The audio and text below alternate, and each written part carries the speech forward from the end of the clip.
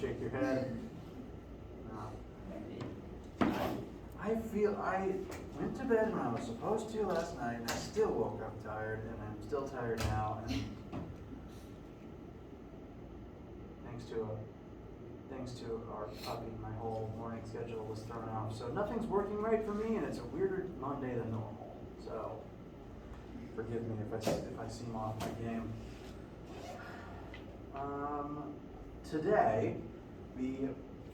Tonight, midnight, the first homework and quiz are due. And I've been getting emails about them all weekend, as it usually is. So we'll spend the beginning of class looking at any questions that you guys have about that, and then we will move on towards starting chapter 4, at least beginning to look at Newton's law of motion. As a kind of gentle nudge, the sooner you start the homework, the sooner you realize what questions you have about it, and the sooner you can ask them to me instead of having to email me at midnight on Sunday. Because I won't get back to you at midnight on Sunday. Sorry. I'm just asleep. So, questions, comments, concerns, vague feelings, etc., I guess. Number 12. 12.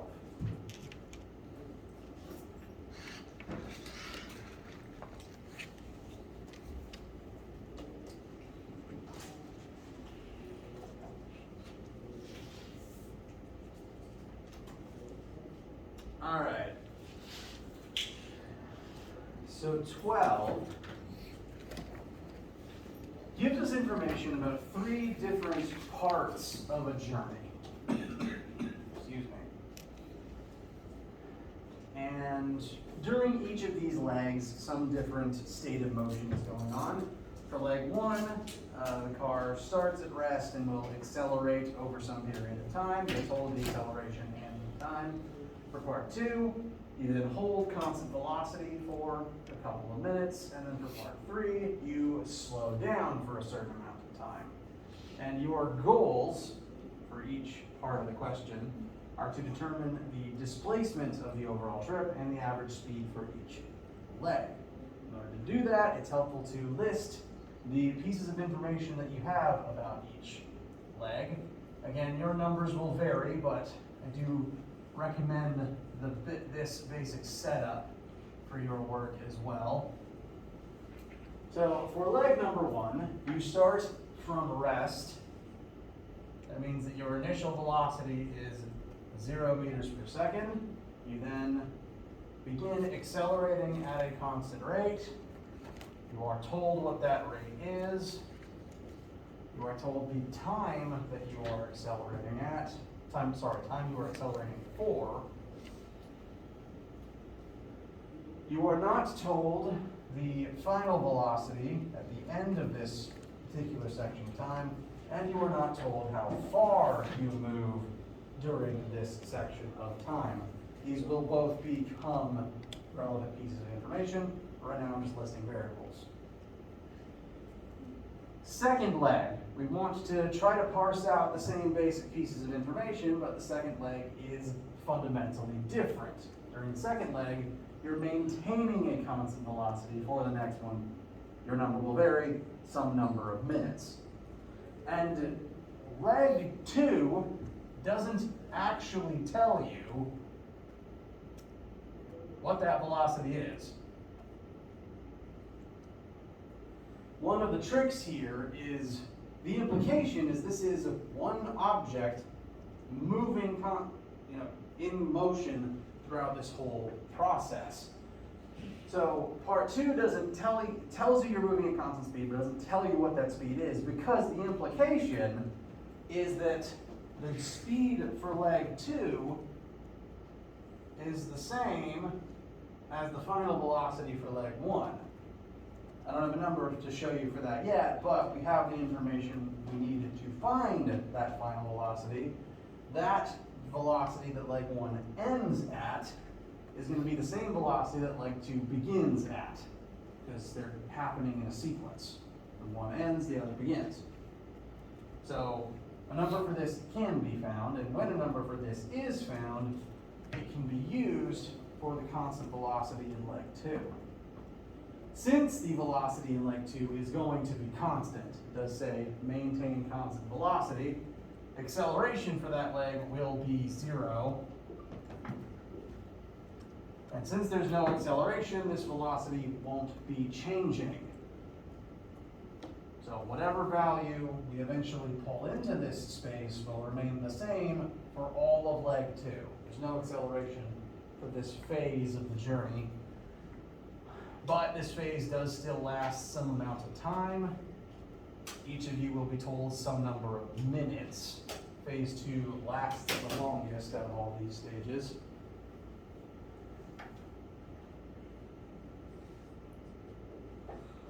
Still don't know delta x for this leg, but we will find it. Leg 3, similarly, doesn't tell you its starting velocity, but for all of leg 2, you were moving at a constant speed, meaning as leg 2 ended, you were at the same speed as when leg 2 began. So this velocity that we're going to pull from the first leg into the second leg remains the same for all of leg 2, meaning leg 2 ends at this speed, meaning that's the speed that leg 3 will begin at. We don't know what that speed number is yet. We can't find it. We do know that during leg 3, the car will begin decelerating, slowing down, at some pretty large negative rate for some number of seconds.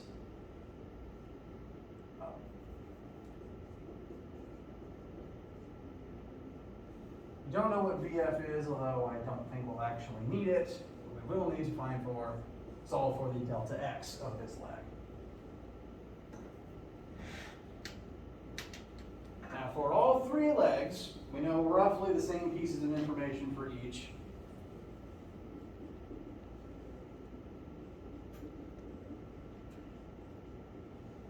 You're going to want to use the third equation to determine what delta x is for that particular piece. For the first leg, we want delta x, we know vi, we know a, we know t, so we have all the numbers needed to find delta x for the first leg.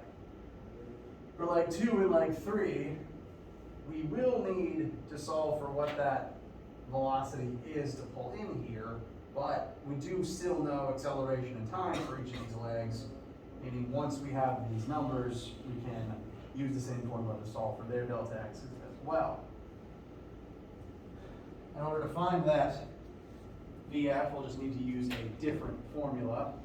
So just looking at leg 1, we've got VI, A, and T. What formula could tell us VF for the first leg, the speed at which the car is moving at the end of leg 1 that carries through the rest? Say again? Fourth could be useful, depending on what order you do things in. Formula 4 could absolutely tell you VF. You would just need to find leg 1's delta x first, which you can do. So, Formula 4 will work. Good answer. Additionally, if you wanted to find the velocity first, you could also use Formula 2. So, multiple routes you can take.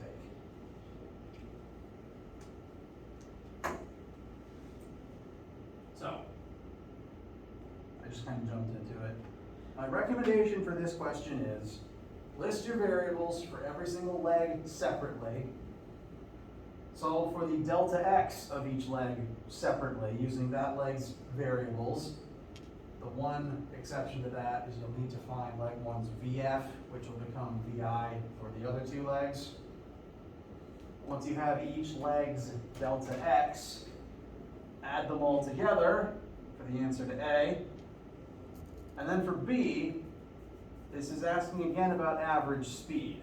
Average speed is defined as total displacement over total time for that particular section. So for the 4 parts of B, leg 1's average speed would be the distance covered in leg 1 divided by the time it took to cover leg 1. So leg 1's delta x divided by leg 1's time. Leg 2's delta x divided by leg 2's time for number 3. Complete trip would be the total displacement divided by the total time the whole thing took. So all 3 t's added together. How does this one feel? All right.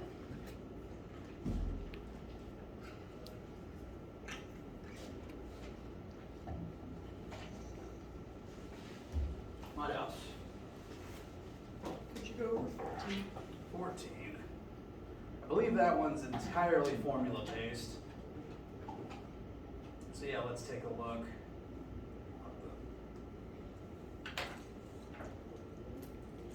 Well, this thing can get a little bit weird with formula only answers, so we'll just keep these up and everyone can take a look at them. Number 14 is describing the motion of a package dropped from a helicopter,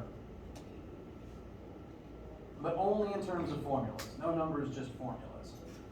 WebAssign can get weird in terms of how it auto-grades formulas. I know a lot of students have had, I know that WebAssign has had a lot of problems interpreting various valid answers for C. So, it's fine, you can look at it. This is a weird question.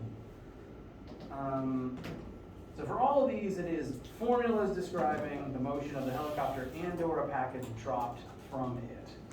For A, what is the speed of the package in terms of these variables?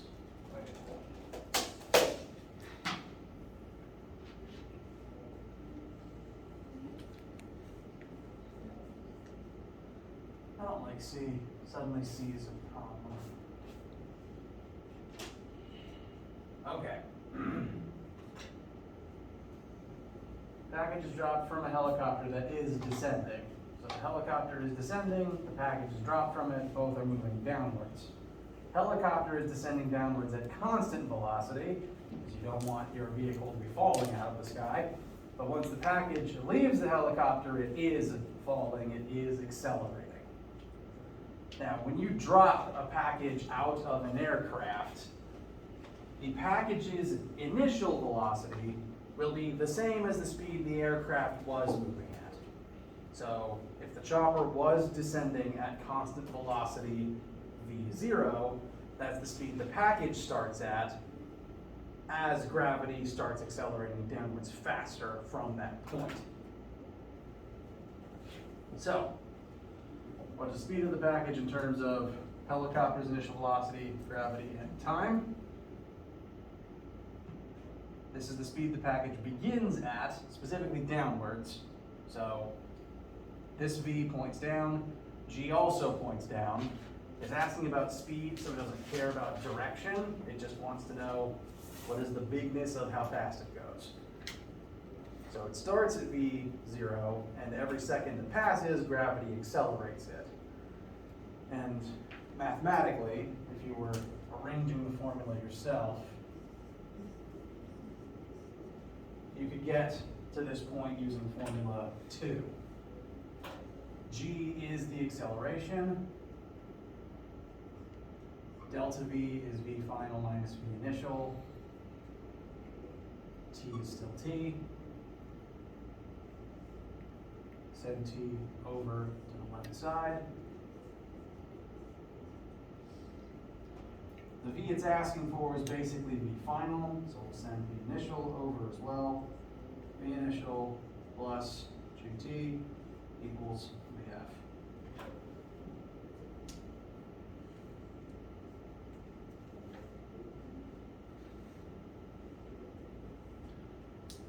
Now part B, what is the distance between the package and the helicopter in terms of G and T? This answer is derived from formula 3.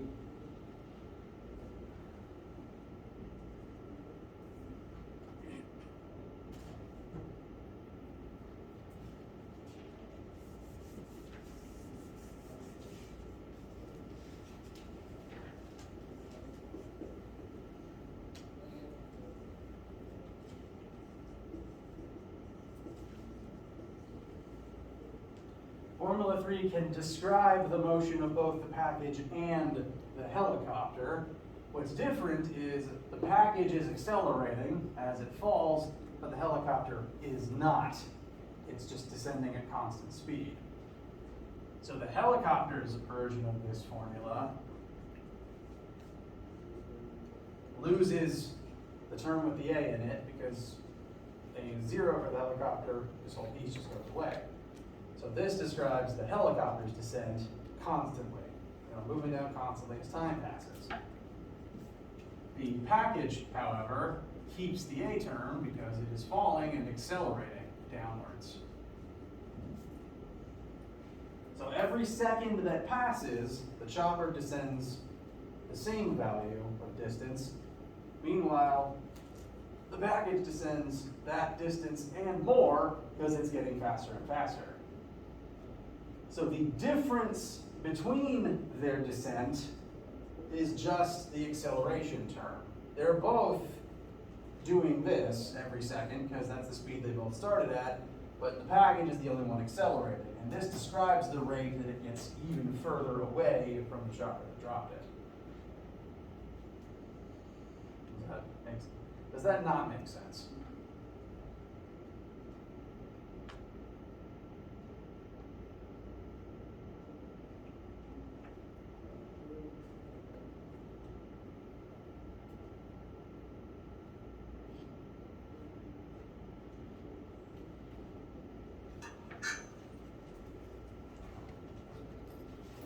Now, C is weird because it suddenly changes the rules of the game. In C, the helicopter is rising instead of descending.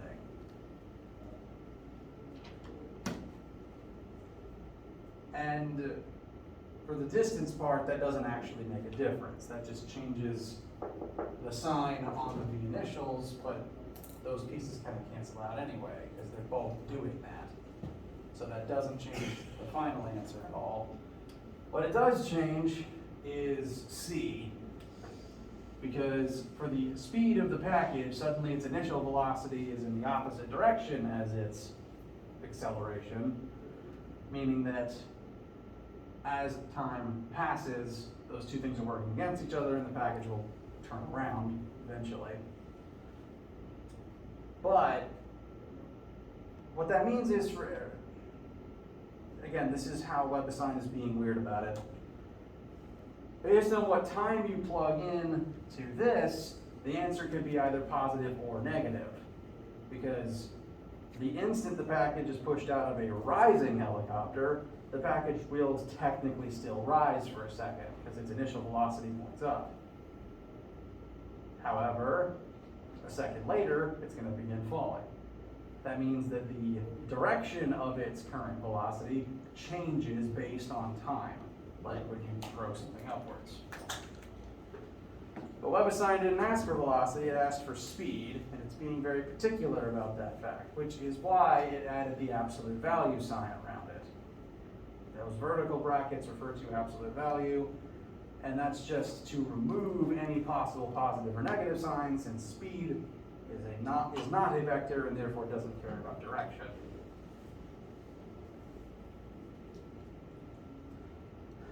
I don't like this question, now that I think about it, because the way that it asks you to analyze these formulas is very odd.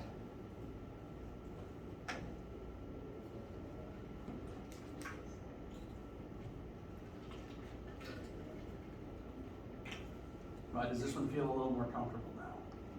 Okay. Yes. Can we look at how to input 11? Yes. Because I felt like I needed a degree in rocket science. I was a little confused. Okay. Did you mean part C? Yeah. Okay. Yeah, so part 11, it's partially a concept question, partially a math question, and this part here is inputting a formula like with number 14. The formula, and I'll give the question credit for this. It does ask the questions in a way such that it makes sure you have the formula you need first before you rearrange it and put it here. The problem is, this particular formula has a delta and 2 subscripts in it and 2 squareds in it, which can be a pain inputting into WebAssign correctly. So part B tells you that for the information you have about this boat, formula 4 is the equation you want to use for finding the acceleration given what you know about the boat. C asks you to rearrange formula 4 to solve for that acceleration in terms of VF, VI, and delta X. And then you have to, well, first perform the algebra. Starting at formula 4, you want to solve for A, so subtract VI squared to the other side, divide both sides by 2, divide both sides by delta X. To input it correctly, you have to orient it as a proper fraction, do V with a superscript of 2 and a subscript of F. There's a specific function for subscripts that isn't just type the F next to it. It's basically, it looks a lot like the squared superscript button, except what you add is just beneath it.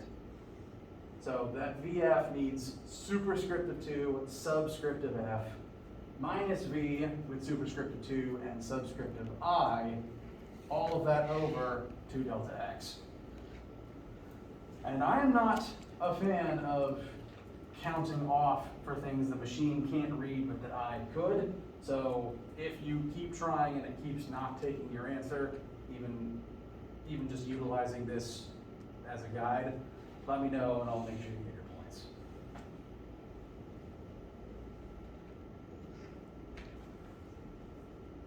Did that address your concern? Okay. What else?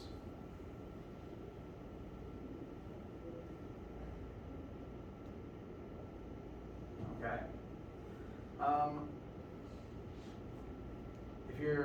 Which number was that over there? Was that 12?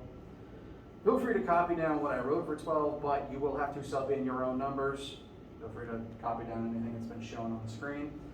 The ones that I showed in class on Friday, I did the work I was showing you,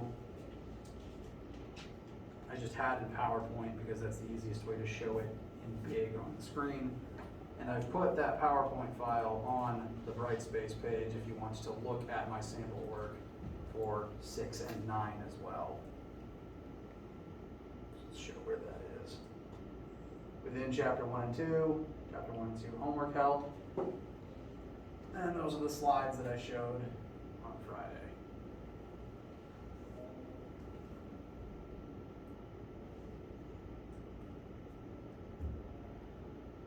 So how do you guys feel? So-so? Neutral? Monday? Very valid.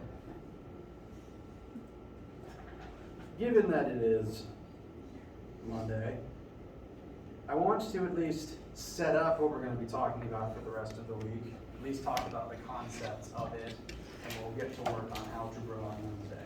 How's that sound?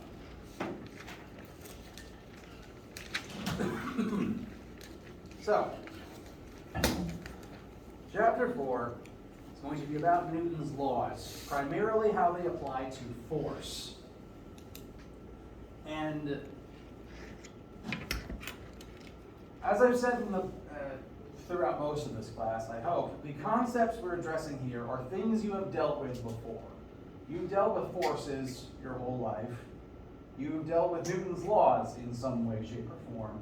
Most of them have different ways that they can be said, but I guarantee you've at least heard all the statements in some manner before this class. I don't think the Bill Nye Show still airs anywhere, but I know I learned them from him, and every other science class and YouTube video talks about them at least once. And so, Newton's laws formed, when I say Newton's laws, I'm specifically referring to the 3 laws of motion that were famously recorded by Isaac Newton. The observations he makes in them were not completely original to him. He's just one scientist that got famous for writing them down. The ideas within them have been ideas for as long as humans have been able to observe motion around us, but he got famous for writing them down, and they still bear his name for that reason. And for centuries, these laws of motion were the best way that humans were able to describe force and the force, how motion is caused by force throughout the entire universe. I mentioned earlier on in like the first day or two of this class that Newton's laws were used to track the orbits of all the planets in our solar system except for Mercury. They were very important, and they laid the groundwork for how we understood the mechanical universe until Einstein stepped in the last century and improved them. And they still describe motion that you will encounter on planet Earth, because on Earth you tend not to have to deal with the cases where they don't work. So they're still very important, and so we can still talk about them, and they will form the basis for a lot of what we're spending the rest of the class doing. We've been setting up the formulas to describe motion, and now we're going to talk about force and how it causes motion in the first place.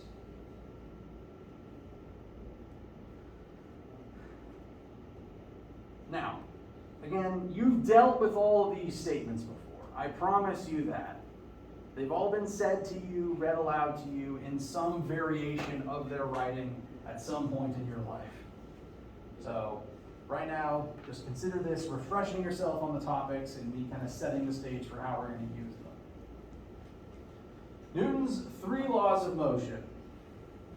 First law, an object at rest stays at rest, or an object in motion stays in constant motion unless acted upon by an outside force. This is commonly referred to as the law of inertia. I watched a lot of Bill Nye because I'm a kid from the 90s, and there's a bit in the theme song that always said inertia is a property of matter. It's very true. And it's stuck in my head, and now it's stuck in yours too. This tendency, inertia is the name of this tendency. So the word inertia, this is basically the definition of inertia. All matter, by which I mean every object made out of atoms that has mass, has this innate property about it that makes it want to continue doing what it's currently doing forever. For example, marker on desk. From our frame of reference, is that marker moving? No. Will this marker ever spontaneously move under its own power? No. The matter of that marker, the marker is the property of that matter called inertia, is compelling this marker to be at rest and remain at rest. The only way to force it out of rest is if some outside entity, like me, literally forces it to move. So that's half of the law. Things that are stationary will remain that way until something outside of them forces it to move.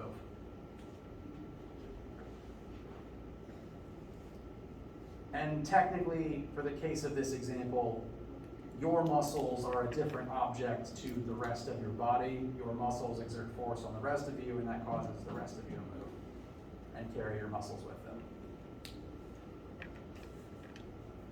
Now, staying at rest and remaining at rest is one half of the statement. The other half is objects in constant motion will remain in constant motion until acted upon by an outside force.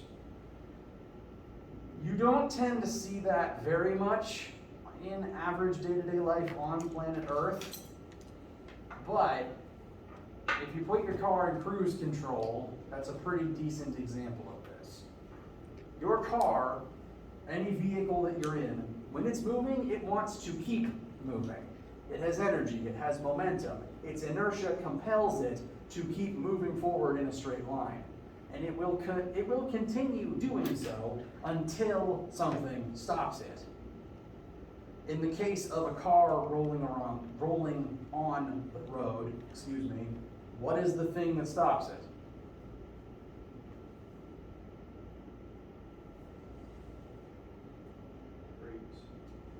brakes, which operate by the principle of friction. Very good. We'll talk more about how friction happens later this week, but friction is a force that happens outside of the object.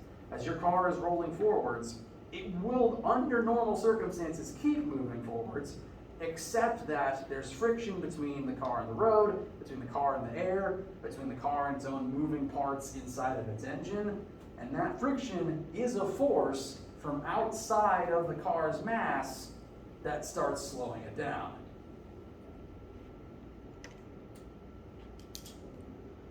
Other places where this phenomenon comes up, we've already talked about how when you throw an object on Earth, gravity will accelerate it in the vertical axis, but there's no acceleration in the x-axis. The object will move up and down, it will accelerate downwards vertically, but once you throw something, does its horizontal velocity change as it's in the air?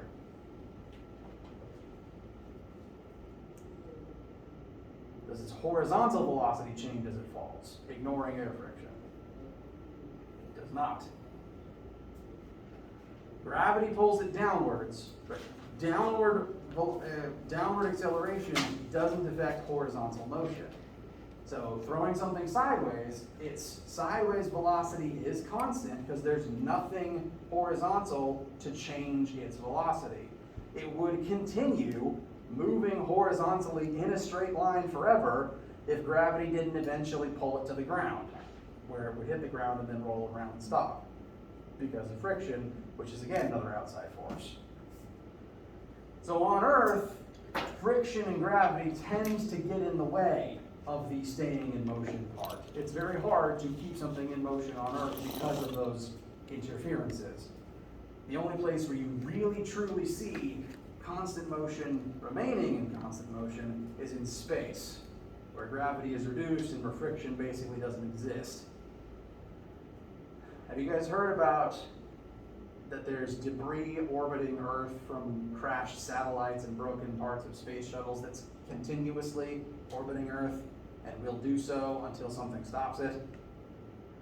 We've lost million-dollar satellites because a bolt from a previous satellite broke off of that old satellite and is still orbiting the planet and strikes a solar panel on a new satellite.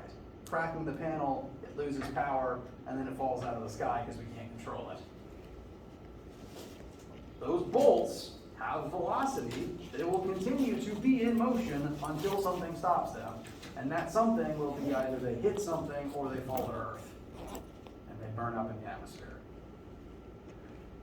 But if you throw something away from the planet and it just drifts out into the void, it will keep drifting forever in a straight line until it hits something. If any of you have ever played the game Mass Effect, it takes place in space, it's just a space shooter basically.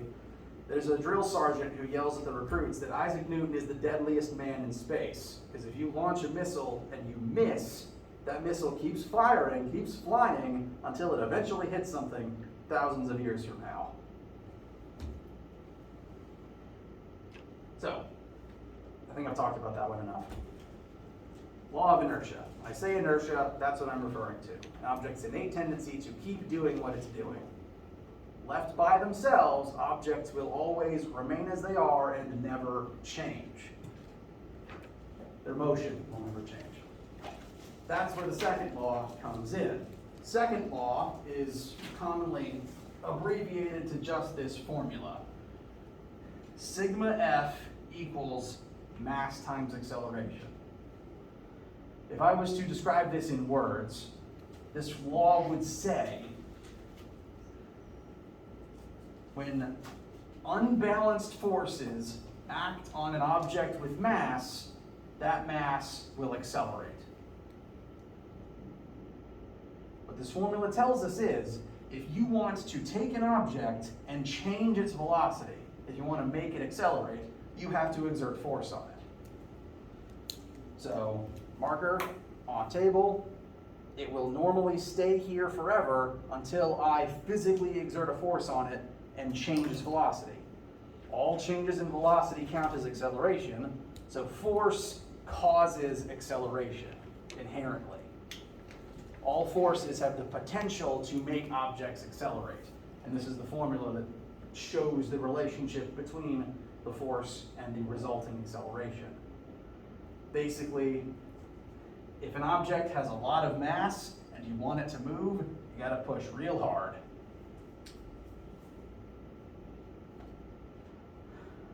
When I was a kid, I did Ch1&2 from about age 10 to age 18, and my instructor had a very good way of teaching us about this.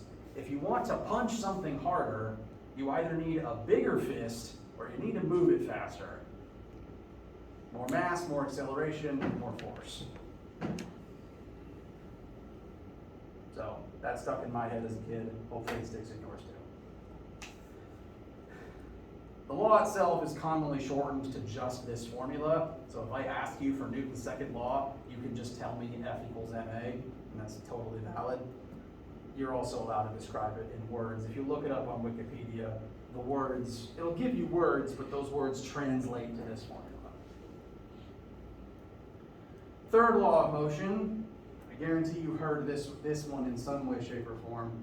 For every action force, there is an equal and opposite reaction force. If I push against the wall pushes back against me. If I hit a baseball with a bat, the bat exerts a force on the ball, therefore the ball exerts a force on the bat. And that's why if you swing hard enough, the bat breaks. Not because of the force the bat exerts on the ball, but because of the force the ball exerts on the bat.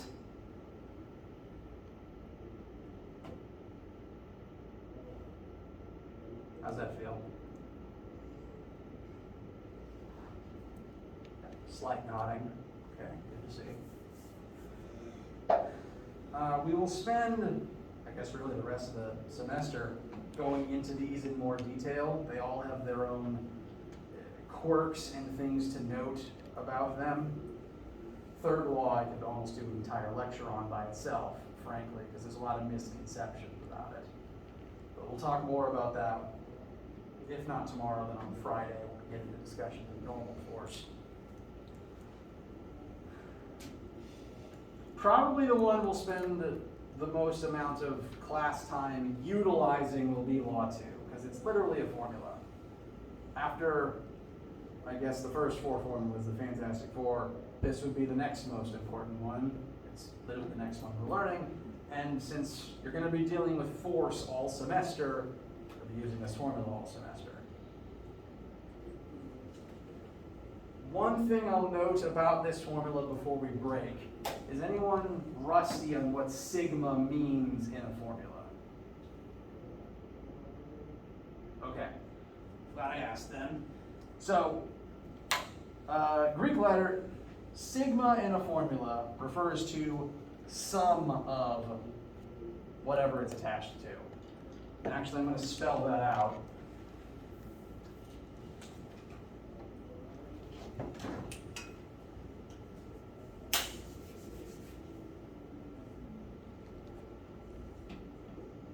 Sum, S-U-M. Mathematical sum, all of the forces added together.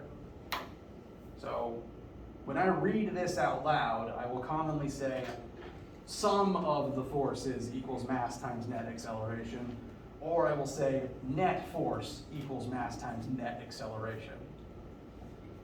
Under any given circumstance, there are tons of forces acting on every single object. Just this marker sitting still on the desk, what are some of the forces you can think of that are acting on it? Gravity is one. Gravity pulls down. So there's already a force acting on it. That force should cause an acceleration, right? Why is the marker not moving? Because there's a second force pushing upwards. The table itself is pushing up. Same as you in all of your chairs right now. So the marker's weight pushes down, the table pushes up. those two forces happen, when you add them together to form their sum, they add up to 0. And because of that, if the net force is 0, the net acceleration is 0. There is never really a time where there is any object that has no force acting on it, since gravity is kind of present throughout the entire universe. It doesn't matter how far away from Earth you get, there is still a gravitational pull between you and Earth. There's a gravitational pull between you and Pluto, it's just really weak. So there's always forces on objects. If it's not accelerating, that just means that all the forces present add up to 0. Net force of 0 means net acceleration. That means acceleration is caused by an imbalance of force. If I swap this marker away, the marker and its surroundings have no way to counter this force. So that imbalance creates the acceleration. And as long as it's imbalanced, sigma f equals something other than 0. How do you guys feel? All right. Next time, we'll start doing a little bit of algebra using the second law and look at a few cases to help improve our understanding of all the laws. We'll break here for today because it's Monday and because we've talked about everything we need to talk about for now. Let me know any questions, issues you have as we finish up the homework and quiz tonight. And if you don't have any right now, I will see you in lecture on Wednesday or for lab today.